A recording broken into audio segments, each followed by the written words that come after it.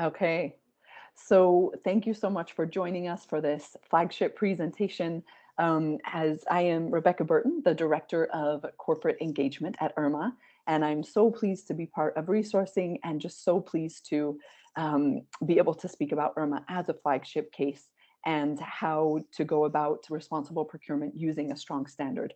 So just to speak a bit more about my role at IRMA as Director of Corporate Engagement, I work specifically with the purchasing sector of IRMA. So in IRMA, you'll see this in a few slides, we are governed through a multi-stakeholder model. We have mining companies at the table, labor, communities, NGOs, purchasers of mined materials, and just last year we added the finance sector. So those are the 6 different houses, we call them, which govern IRMA. So we have a multi-stakeholder model in that every house has a vote. And so I specifically serve the purchasing sector and the finance sector. So essentially those companies who are looking to understand better mining practices, whether it's in their supply chain or in their investment portfolio. I work with both of those companies to use IRMA as a tool and also to use their market leverage to ask for mines to be assessed against IRMA. And I really support both companies and investment firms in that way. And so we're going to talk about how do you go about using IRMA and the certification system of IRMA in responsible procurement. So we'll start with the next slide. So the idea is, first of all, what actually makes a strong standard? Why is IRMA viewed as a strong standard? We'll look at that. Understanding the benefits of what it means to encourage mining companies to use this strong standard. What does it actually mean for the world? How does it actually improve mining practices when you ask for a strong standard? We'll speak about that. And then finally, talking a bit about what does certification look like? What is the process? What does a mine need to go through to be certified? And then moving beyond the mining company, how does an automaker or another company that uses mine material become part of IRMA, become a member, and actually use, again, their market leverage to drive changes at the mine site? So the idea really is when we think about certification in the mining sector, you'll hear often that there are 50 plus certification systems out there for the mining sector specifically. The idea being, here you can see whether it's guidelines or actual certification or standards, whatever it is, there are several different schemes or programs when we think about how do we measure mining practices and how do we measure whether or not they're responsible or not. And the differences between them can be maybe that one certification is driven by the industry, or maybe one of the guidelines is only focused on managing conflict or looking at governance, for example. And so the idea is that there's this whole range of ways to measure mining performance out there. And what IRMA seeks to do is to really be what we can say a one-stop shop for certifying mining practices. And that's because we cover all mined materials. So one thing that I didn't mention before is that, for example, some of the certification systems are actually minerals based, right? It could be that they're just looking at copper mines or just looking at manufacturing of aluminum. And so they're looking at specific materials. Well, the idea is that IRMA offers a standard that covers all mined materials and it's applicable to any mine. And then it also covers all relevant issue areas of mining. So whether that's social, environment, governance, and then something that we call planning for positive legacies, which really looks at closure, because that's something so specific to mining that closure needs to be done in a responsible way. The other part that really sets IRMA apart that I've talked about and I'll touch on throughout the presentation is that it really is all of these stakeholders around the table. So it's not only industry driven. It's a multi-stakeholder governed standard. And that means that all of those different stakeholders that I talked about all have an equal voice. And I'll go into this a little bit more. We have a slide on this. So the idea here is when we look at IRMA vis-a-vis the auto industry, and really any company that actually purchases mined materials, there's often a critique that by purchasing those mined materials, they may be allowing irresponsible mining practices to go forward. And so there's more focus often being put on companies that use mined materials to use their market power and their market leverage to ask for more responsible practices at the mine. And so that's actually what we're seeing in IRMA, and we'll speak about this again as we go through this presentation. The idea that, so we have four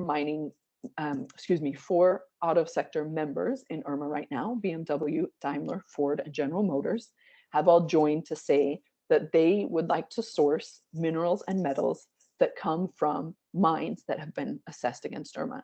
And we'll talk about why that's important and why that is making a change on the ground. So I've touched on some of these already, so we'll go through this relatively quickly. But so this idea, why is IRMA a strong standard? You can look at strength in a couple of different ways. And when we look at it through the lens of an automaker, one of the major strengths is that it covers all of these materials and all of the different issue areas. So if you can imagine working in, the sustainability team at an automaker, and you have to think about learning the different standards. What do the different standards cover? Does it cover on every issue from child labor to fair wages, to emergency planning? You want to make sure that you've got a comprehensive standard, both in terms of materials covered and also issues covered. And so that's where IRMA really has a strength. I've talked already about this diverse set of stakeholders, the idea that you build a trusted standard and you hear the perspectives of all of these different stakeholders means that basically you have this match between, when you have mining at the table, which we do, mining is there to say what's practicable and feasible at the mine in terms of good practice. And then you also have NGOs and labor there to say what needs to happen to be responsible, what needs to happen in terms of good practice. So you have all of these players around the table to say what's possible and what's needed so that they can work together to create the actual standard, the actual way that they're going to measure responsible practices at the mine. You need all of those voices together to create that strong standard. And then it's really important that each of those voices are equal, that it's not industry having a stronger voice or NGOs having a stronger voice. They all need to have an equal say in how it's governed and how the standard is created. And then we have our board that governs that, but we don't just stop at the board, right? That is made up from those 6 sectors that I spoke about. But we also reach out and have a public consultation process. And over the course of when the standard was made, we received more than 2,000 comments from 100 individuals or organizations. The idea being that, again, you're bringing in all kinds of different perspectives to ultimately create the standard that is both strong and feasible. We'll talk a little bit as I go into this, a step-by-step improvement approach. We have a good slide to show you that. And then this really important element, you have the strong standard, but the standard is only as strong as the audit system that goes with it. And so the idea is that the audit system of IRMA is very transparent, in the sense that we publicly notice before an audit, which means that we invite communities, NGOs, other stakeholders that are impacted by the mine to actually come in and comment on the mine's practices. So the auditor is not only hearing from mine management and workers at the mine, but they're also hearing from the community around the mine. So it's publicly noticed. Then the audit, once it's done, is actually is transparently shared. So you can actually just go onto the IRMA website, and the full audit report, which is over 100 pages, is there. And it says basically every requirement in IRMA, there are about 400. How did the mine perform? And then what is the rationale for the score that they got? So that's this really robust auditing system against a robust standard, gives you results of really being able to understand what is happening at the mine and where improvements can be made. And then I've already talked about the fact that the reports are published on our website for anyone to review. So then this idea that when automobiles join IRMA and include IRMA in purchasing contracts, that's really what we're seeing driving uptake in the mining sector. And I'll talk a little bit about in terms of numbers. We have nearly 50 mining companies now who are engaged in IRMA, whether that be through a self-assessment, meaning that they're just looking at how they actually measure up against the standard, or that they're actually coming out and becoming members of IRMA.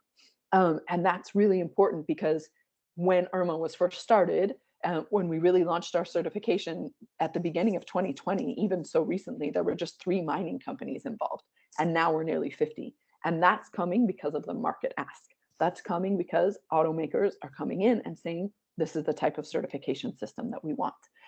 So they can either do that through a press release, for example, or if they want to sort of even go a step further, in number 2, you can actually say in contracts that we will only source that as one of our providers, right, that we require an IRMA assessment at the mine. And so that is just a really powerful market signal when you have it in contracts. And then this idea, again, this when car companies get the information from IRMA, there's this unprecedented level of transparency. And so they can work together with the mine to understand, okay, we have your full audit report. We can see what practices are happening there. We can see, for example, maybe there are challenges vis-a-vis labor, vis-a-vis the environment, or whatever it might be. How can we help you to work on those, to improve those? How can we work together as a full supply chain to improve those practices? So ultimately, what does IRMA offer? It's addressing these 2 different challenges. This idea that you can just use one standard. So it sort of takes away this question of which standard should I use? Do I need to learn multiple standards like we talked about? And then this idea, how do you procure your materials responsibly? Well, again, you have this visibility into the supply chain that you've never had before to really understand what are the practices at the mine to call for change, to understand your suppliers better, and then to work for improvement when needed. We'll go to, yeah. So there are some limits to IRMA, which I think are important to address head on. One is that IRMA is mine site specific. Some will say that's a strength because really when you think about the impacts of mining, it is at the mine site. And so if you were to certify a company, you might miss some of the risks if you only look at the company's impacts. But the idea then is that it might be a bit more difficult. Let's say if a mine or if a company owns 100 mines, then you have to look through various audit reports, for example. It's more information. And as more mines come in within one company, we're certainly thinking about how to aggregate that data and sort of tell that story. But the idea is that, there's a bit of a risk there because if a mining company comes in, and let's say they do have a portfolio of 50 mines, and they only have 2 that are IRMA assessed, let's say they're really strong mines in terms of social and environmental performance, they may hold those up and say, look at these responsible mines, and the world sort of sees those and says, great, and sort of associates, right, the strong performance at those specific mines. And there's this risk there that maybe, like it says in the slide, that a company could sort of adorn themselves with those strong performing mines rather than their whole portfolio being strong. So that could be one risk if you don't dig deep into the details. There is the truth that mining companies can still find customers with lower standards. We certainly hear that from even automakers who say, yes, we can ask for IRMA, but it's sort of a seller's market in the sense that the mine can say, well, I know that you want that, but I don't have any trouble selling my material, right? That can be a risk. And they can just decide to sell to someone who's not asking for IRMA. There are, a choice, I think, when an automaker thinks about how are they going to ask for all materials to be IRMA certified. I think we all realize that it has to be a step-by-step approach. So you would focus on some of the key materials to the car and maybe not all of them right away. And that is true. We're seeing that it's sort of, you have to go through a step-by-step approach. Ultimately, it's a matter of getting enough volume into the system to be able to do all IRMA certified. And then it is true also that IRMA really focuses on raw material extraction at large scale mines. And so though we're definitely looking at recycling and we see the importance of that, and certainly the NGOs within IRMA really emphasize the importance of recycling, we don't have a recycling standard certainly at this point. And then our standard is only applicable to large scale mines, though we work with artisanal mining standards and certainly want to ensure that the large scale mines that we certify are operating responsible vis-a-vis artisanal miners. And then finally, the fact that IRMA launched in 2020, we all know what happened during that year. And so there was a slower uptake of IRMA given everything that was happening with the pandemic. 2 sites have been certified. You can actually find their audit reports online. And while the uptake may have been slow, given everything that was going on in the world, we do have 8 mines undergoing independent third-party assessment and more mines in the pipeline. So it is growing, but it's true that right now there are only 2 audits out there.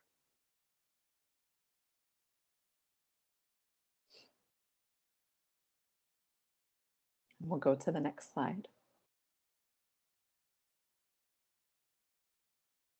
So I spoke about multi-stakeholder governance before.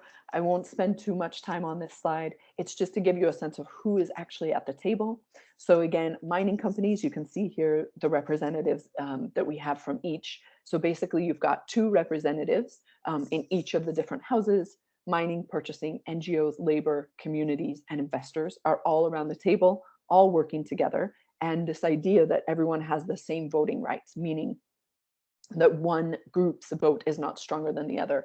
And it's actually really important because that voting system is such that if one group says no and blocks a vote, then actually the whole table has to go back and find a solution. So if let's say both of the organizations in labor said no, we don't agree with this particular decision, that's basically a no vote from the labor house, and that means that all 6 houses have to go back to the table and find a solution together. So it really is equal voice, that every party has an equal voice. We can go to the next slide. So in terms of what do you actually find when you go through an IRMA certification, basically this goes to one of the parts of the strong standard, which is a step-by-step approach. It's not a pass-fail system, and we realized really early on the importance of that. So basically, when a mine comes in to be assessed, they'll end with a score from 1 to 100. And that was really important to us because it really allows us, one, to dig into the details. And so like I said, every requirement in the standard is actually scored, and then all of those scores are tallied in a particular way to get you to the IRMA score. And the idea here is that a mine will come out with any particular score. It's the average of how they've performed. IRMA transparency is anything below 50. And then you've got these sort of milestones, 50, 75, and 100. One point that I'll just make here is that in order to achieve IRMA 50, 75, and 100, a mine must also meet what we call a set of critical requirements. And these are things, there's 40 of them, and these are points that you would really expect if they're going to have an achievement level in IRMA at all, that they should meet them. So for example, no child labor is one of the critical requirements. And so when you see IRMA 50, even though it means that there are potentially sort of 50 points that the mine didn't meet, it does mean that the mine did meet at least those 40 critical requirements in order to receive one of those scores, 50, 75, or 100. And we can go, to the next. So just again, to talk about the growth, and I think this might be, there we go, perfect. It is, it has a bit of automation. Just to give a sense of sort of who's involved, who's at the table. I think this gives a good idea of the fact that there are mines in countries all around the world in all kinds of materials coming to IRMA to, again, either self-assess or to be public about the process and start their third-party certification. So 17 mining companies have actually stepped up to the table and said, we're going to be members, which means that within 12 months of joining, they actually need to start the third-party assessment. And then we also have 48 mining companies engaged in IRMA, which means that they're at the table undertaking self-assessment. Actually, I should just be clear, those 17 mining companies that are members are part of that 48. So the other roughly 30 or so are engaged in IRMA, doing a self-assessment, and we allow for that to happen confidentially. We don't require membership. We feel like we are here to serve all sectors. That includes the mining sector. And it may be most comfortable for a mining company to actually come in confidentially, do the self-assessment, understand how they perform, understand if improvements need to be made to meet the IRMA standard, and then maybe they'll come out and be more public about it and actually and join IRMA and do the third-party assessment, which is a public process. So I think we have a couple more slides here. This just gives you a sense of how we developed over time. And again, it sort of illustrates this idea that we had public consultation all throughout the process. So in 2006, it was founded, and then our first draft came almost 8 years later. And the reason that it took quite a long time is that, again, you have this consensus model. So you've got all of these different voices around the table, and you're ultimately reaching consensus. It's not just one voice driving it, and that can take time to do. And so for IRMA, it was this collaborative process over extended period of years to reach the first draft. And then that came out in 2014, went through a public consultation process, the same in 2016. During those times, we also did 2 pilot tests on the ground, where we actually went to 2 different mines to actually test the standard. And then those 2 public consultation periods, as well as the results from the actual ground truthing of the standard, went into the final standard that was released in 2018. Our certification system launched in December of 2019, and then we launched our first audit report in 2020. And then we are actually revising the standard this year in 2022 per best practice, per ICL best practice. We can go to the next one. This just gives you a sense, again, when we talk about comprehensive, it's all mined materials, and it's also all issues related to mining. One of the reasons, again, that it took those 8 years to come up with the standard is that first there had to be an agreement on what are all of the issues that would be covered.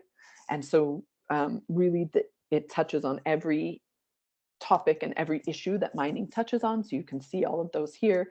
And certainly you can go into the standard online and see what are the specific requirements in each of these areas. We can continue to the next. So this is actually the final slide, and I just want to pause here. You can see the purchasing members in IRMA. And what I want to just emphasize here, especially given my role as Director of Corporate Engagement, is the power that the market has in changing practices at the mine. And what I mean by that is when a purchasing company that uses mined materials asks their mining suppliers to be assessed against IRMA, it really drives changes and improvement at the mine.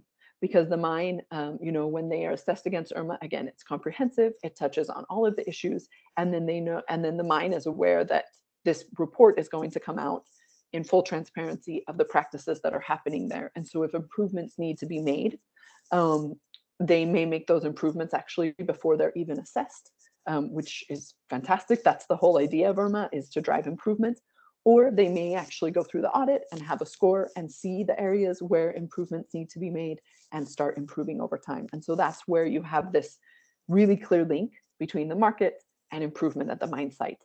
And so I just will end, if there's anything to take away, I would just say that there's 3 mutual benefits on either side when we're talking about the auto sector specifically, or actually you can apply this to any purchasing member.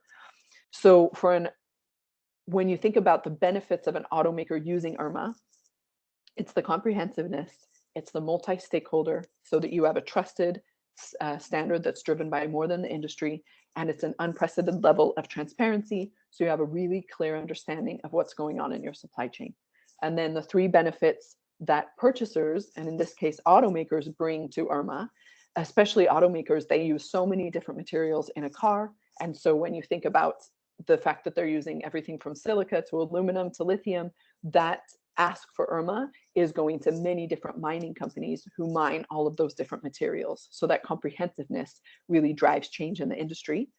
The volume is really high when it comes to automakers, and so that can really have an impact in terms of the market ask.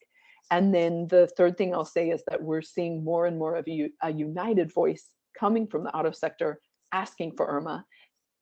And that's a huge incentive for a mining company if there is such a strong market ask, it's really worth them undergoing an audit because they understand that they'll be serving so many customers by doing so.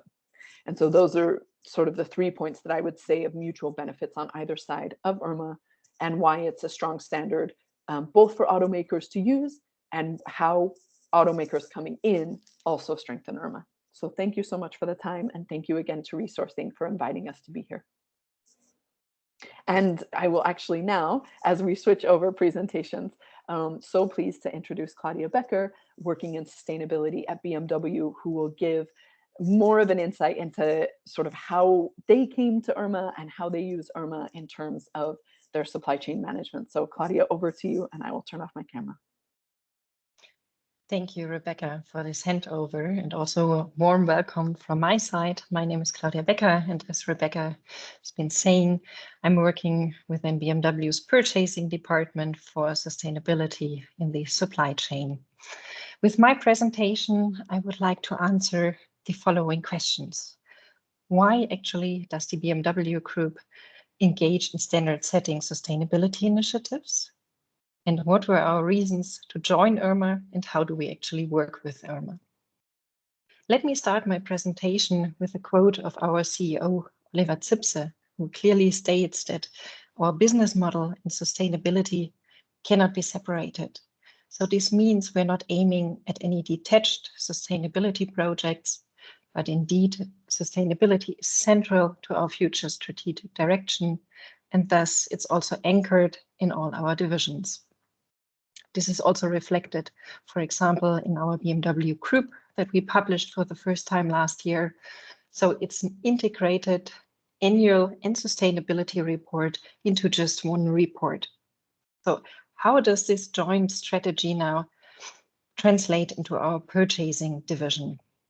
Here you can see Andreas Wendt, who has been the board for purchasing until the end of last year. And he already stated that really sustainability begins in our supplier network. So not just at BMW's production, but way before in our supplier network.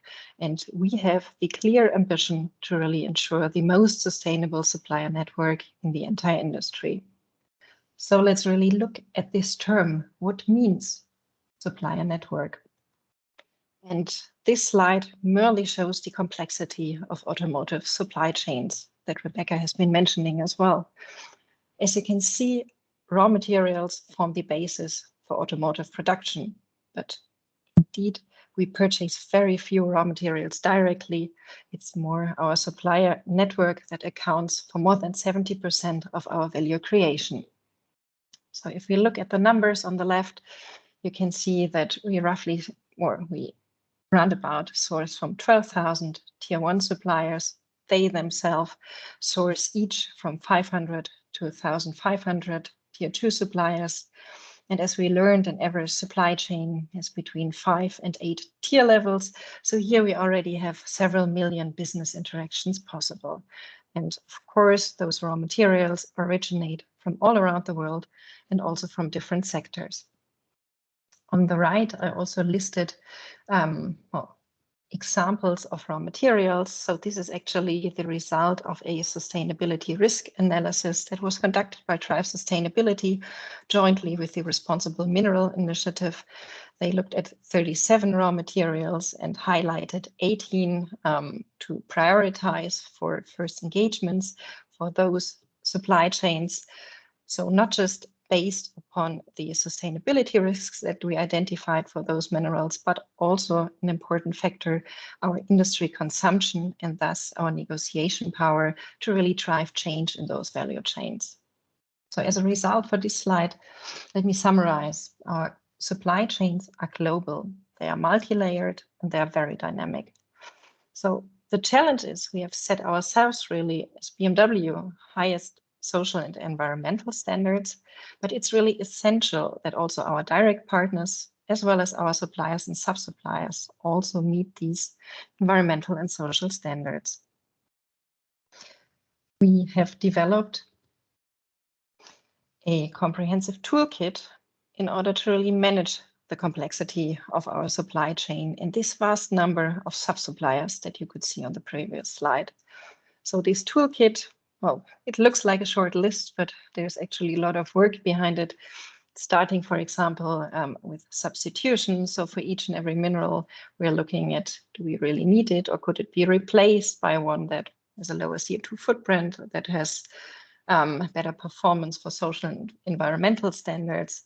And then, of course, building upon the transparency in our value chains, also cascading requirements from our first-tier suppliers through the whole supply chain, and then certification really is a key tool to gain a better understanding of the performance along our supply chain.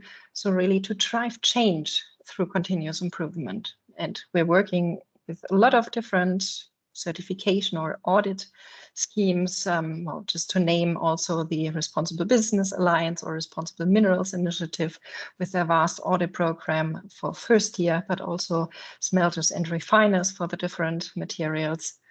But at the BMW Group, we also identified that high sustainability risks can be found at the mine site level.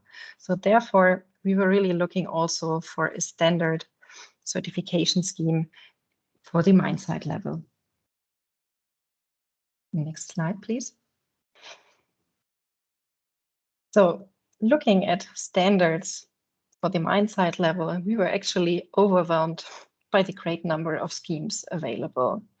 And we ask ourselves the question, how can we identify a comprehensive standard scheme if we are just looking at the content? Because for us, it was important that really we have a full coverage of all ESG topics in one standard.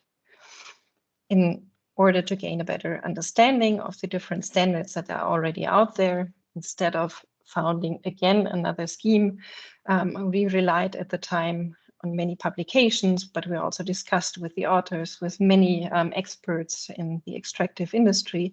But those two studies were really helpful for us to gain better understanding how the different standards could be rated. And the graph on the right side shows really the level of content. So how complete is a standard, looked at different ESG criteria, and then also the level of obligation. Do all members have to undergo an audit? Is it self-assessment or third-party verification? And as a result of the second publication, Standards and the Extractive Economy, that's a picture from their publication. So really, IRMA was rated as the most comprehensive audit scheme available. BGR will actually release an update of this first one, Commodity Top News, that's well expected in the first quarter of this year. So this was the look at the content, but also, next slide, please. We looked at different criteria because we made our first lessons learned, or we had our first lessons learned from our engagement in the Aluminium Stewardship Initiative, also Responsible Steel Initiative, where we identified that, of course, initiatives are helpful to drive sustainability for those specific minerals in these value chains, but also those two examples are mineral-specific initiatives. So joining an initiative does also imply resources, it costs time, and given the huge number of minerals needed or raw materials needed to build a car, we decided we would definitely need a standard that's globally applicable to all mined materials. So this was really very important decision criteria for us that we had been looking about. But let me also highlight some of the criteria. I think the others you have heard already in Rebecca's presentation. This aspect of multi-stakeholder engagement, which is actually ISEAL conform, was also really important to us to know that NGOs, civil society, mining affected communities had an equal voice on the table when the standard was defined, and still have this equal voice when talking about decisions that are taken from the standard. So why is it that important to us? I mean, civil society is, of course, one of our strongest critics, as industry. So our decision really was, why would we partner with a different standard that is not so widely accepted as IRMA? And I think you can find on the IRMA webpage really the confirmation that more than 50 civil society organizations actually support and request for the application of the IRMA standard. Of course, also the transparency and thus accessibility of audit results is a huge benefit to us as downstream or end user of raw materials. In many cases, we don't have the direct contracts with mines in the system, so it's really hard to obtain audit results, and that's definitely an advantage that IRMA offers to us. To round up, let me show you on the final slide, how do we concretely engage with IRMA as a member of IRMA? First of all, and as Rebecca has been mentioned, we do include our request for IRMA certification in our supplier contracts and in our BMW Group supplier sustainability policy. But of course, here the efficiency is depending on which supply chain tier you're contracting with. So if it's one of the rare cases that we purchase a mineral directly, then IRMA is a prerequisite in our contracts since we are a member of IRMA. So if the IRMA audit is not yet available, then of course you can agree on a timeline to obtain the certification, which needs to be prior to the first delivery. If it's a mine further down in the supply chain, then at least it's important to share this ask with your supply chain members and to try to cascade the ask through the chain. And here, of course, membership in IRMA is not necessary in order to demand for IRMA certification.